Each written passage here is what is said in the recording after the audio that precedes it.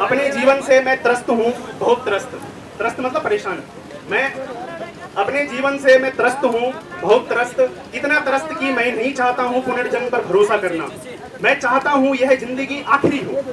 इस आखिरी जिंदगी की जवानी के आखिरी दिनों में आखिरी उम्मीद बधाए मैं देता हूँ एक आखिरी परीक्षा, उस आखिरी नौकरी के लिए जो शायद हो मेरे लिए। परीक्षा केंद्र में परीक्षा के आखिरी क्षणों में आखिरी प्रश्न के आखिरी सही विकल्प पर टिक करके मैं बाहर आता हूँ, इस भरोसे से कि फंस गई है वह आखिरी मछली मेरे आखिरी बार बिछाए हुए जाल में। मगर मगर मगर फिर मैं सुनता हूँ कि आखिरी मौके पर चल गया है कोई शकुनी आखिरी चाल अपनी।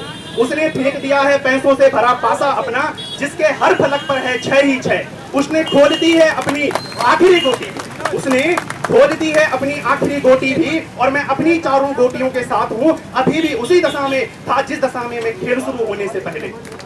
मैं वह श्रवण कुमार हूँ जिसे भली भांति जानकर, मैं वह श्रवण कुमार हूँ जिसे भली भांति जानकर चलाया है दशरथ ने आखिरी बाण अपना।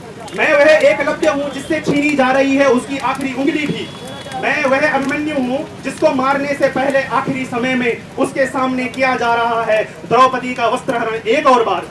मेरे सीने में घोंपते हैं कौरव मेरी ही कलम की निब, और बनाते हैं मेरे ही नोट्स के कागजों से कफन मेरा।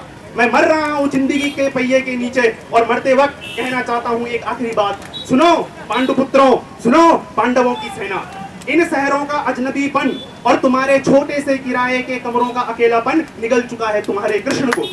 अब न गूंजेगी कोई गीता, अब न गूंजेगी कोई गीता, स्वयं उठाना होगा तुम्हें गांडीव अपना। युद्ध नीति छोड़ो और हमला करो एक साथ, तोड़ डालो इस बेईमानी के चक्रव्यूह को।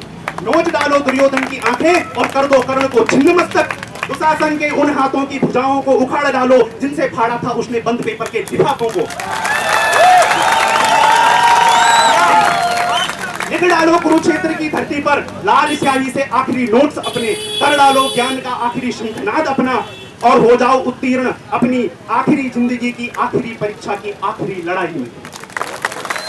तो यह कविता मैंने आप लोगों के समर्थन के लिए लिखी है।